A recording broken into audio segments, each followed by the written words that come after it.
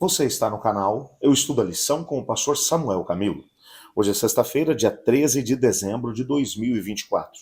E faremos um estudo adicional do nosso tema principal da semana, que foi o Pai, o Filho e o Espírito Santo. O texto que nos acompanhou durante toda a semana foi João capítulo 14, verso 26. O Consolador, o Espírito Santo, que o Pai enviará em meu nome, esse ensinará a vocês todas as coisas e fará que se lembrem de tudo o que eu lhes disse. Nessa semana nós tivemos a oportunidade de analisar em cima daquilo que foi o último discurso feito por Cristo Jesus em João capítulo 14, 15, 16 e 17, como, de alguma forma, a atuação do Pai, do Filho e do Espírito Santo fazem toda a diferença na nossa vida. Se você não teve a oportunidade de poder assistir todos os vídeos aí dessa semana, dá uma olhadinha na nossa playlist no canal Eu Estudo a Lição com o pastor Samuel Camilo, no YouTube. Aliás, já aproveita e se inscreve, deixa ali a sua curtida, compartilha esse vídeo com seus amigos, porque assim você vai estar fazendo parte desse ministério. Mas dá uma olhadinha, se você perdeu algum vídeo, dá uma olhada, porque daí você vai ter a oportunidade de entender o contexto geral, e aquilo que vamos estar estudando hoje fará mais sentido para você. Hoje a gente vai analisar um texto do livro O Desejo das Nações, nas páginas 539 e 540. Especificamente, são 2 parágrafos desse mesmo livro, que a gente vai ler aqui esses 2 parágrafos e vai conversar um pouquinho para que o nosso conhecimento a respeito do tema seja um pouquinho mais alargado. Aguenta aí, porque vai valer a pena, tá bom? Eu já volto.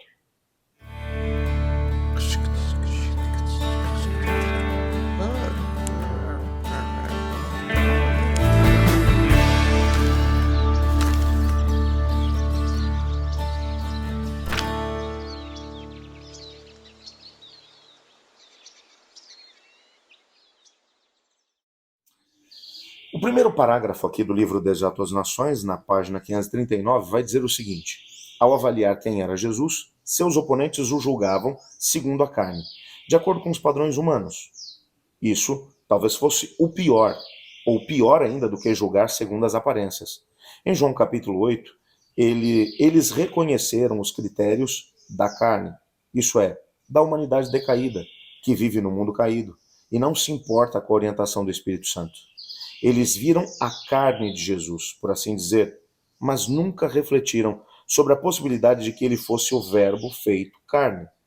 Julgar Cristo por esses critérios limitados é avaliá-lo do ponto de vista mundano.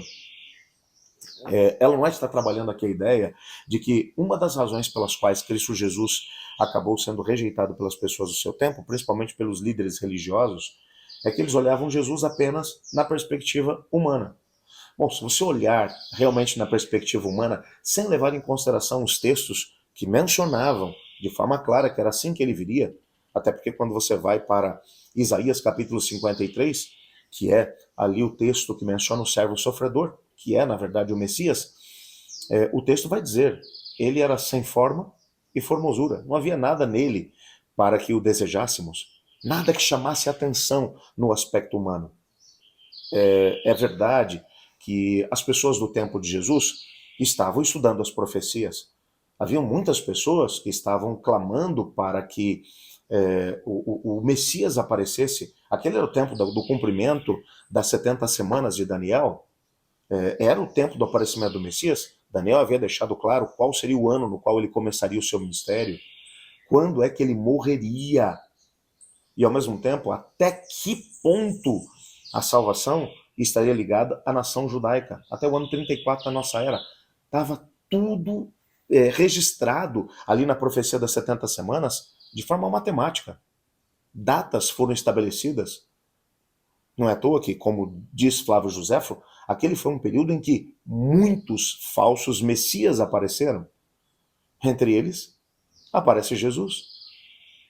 É claro que a falsificação não faz sentido nenhum se não tiver um que é verdadeiro. Então, nessa altura, esse era um tempo do cumprimento das profecias. Mas enquanto eles estudavam essas profecias, eles tinham seus olhos treinados apenas para ver as profecias que mencionavam a vitória do Messias sobre os inimigos, enfim, tudo aquilo que dizia respeito à glória de Cristo Jesus. Era apenas isso que eles viam. Eles não olharam para os textos que mencionavam de forma clara que Cristo Jesus, ele viria como um ser humano, que não teria nada em termos humanos que chamassem a atenção sobre si mesmo. Ele viria em forma da humanidade como um servo para encarar a morte e morte de cruz. Não havia nada nele para que o desejássemos. É assim que Isaías 53 vai mencionar. E ainda mais, ele tomou sobre si as nossas dores e as nossas transgressões. Foi moído por causa das nossas iniquidades. O castigo que nos traz a paz estava sobre ele. Veja que a própria Bíblia havia mencionado que ele não poderia ser analisado tendo como base a perspectiva humana, a perspectiva da carne. Por isso, essa foi uma das razões pelas quais eles não o aceitaram. Mas ela continua agora na página 540. O Consolador é chamado de o Espírito da Verdade. Sua obra é definir e manter a verdade. Ele primeiro habita no coração como o Espírito da Verdade e torna-se o Consolador. Há conforto e paz na verdade. Mas nenhuma paz e conforto real pode ser achado na falsidade. É por isso, é por meio de falsas teorias e tradições que Satanás controla a mente, encaminhando as pessoas a falsas normas. Ele define o caráter. Por meio das Escrituras, o Espírito Santo fala à mente e grava a verdade no coração. Assim expõe o erro, expulsando-o do ser.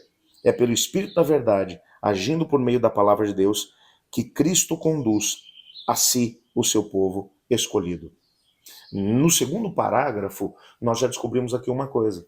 Uma das razões pelas quais aqueles líderes religiosos da época de Jesus não compreenderam que Jesus Cristo era o Filho de Deus é porque também eles rejeitaram a atuação do Espírito Santo, o Espírito da Verdade, na vida deles. Porque se nós formos para a Bíblia sem o Espírito Santo, e por que o Espírito Santo é tão importante na nossa história quando nós vamos até a Bíblia? Por uma razão muito simples. É através do Espírito Santo que nós temos a possibilidade de poder entender aquilo que é como a verdade de Deus pode ser aplicada no nosso ser. É através do Espírito Santo de Deus que nós temos a possibilidade de ser edificados através da palavra. A palavra só vai fazer sentido se o Espírito Santo a aplicar no nosso coração. Sem o Espírito Santo, nós vamos interpretar de forma completamente equivocada aquilo que a Bíblia diz.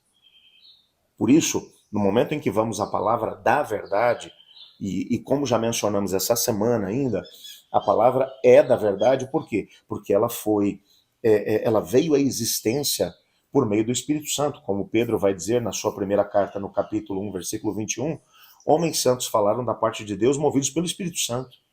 Profetas e apóstolos foram separados pelo Espírito para receberem uma revelação da parte dele e comunicá-la através dos seus escritos. Esses escritos, apesar de serem extremamente antigos, eles continuam tendo uma ligação muito forte conosco. Se tão somente permitirmos que esse mesmo Espírito que revelou a sua verdade a profetas e a apóstolos, que ele também as aplique no nosso coração. Por isso, somente com a habitação do Espírito Santo dentro de nós, a verdade poderá fazer sentido na nossa vida e nos guiar naquilo que é o propósito do Senhor Deus. O Senhor Deus, ele não quer apenas oferecer para nós uma verdade abstrata, longe daquilo que é uma aplicação prática na nossa vida.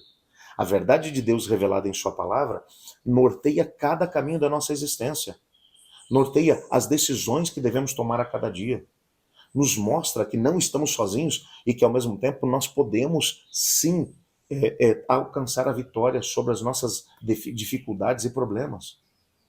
Por isso, só vai fazer sentido na nossa vida os princípios da palavra, só seremos capazes de reconhecer a atuação de Cristo no nosso viver através do Espírito Santo vivendo em nós.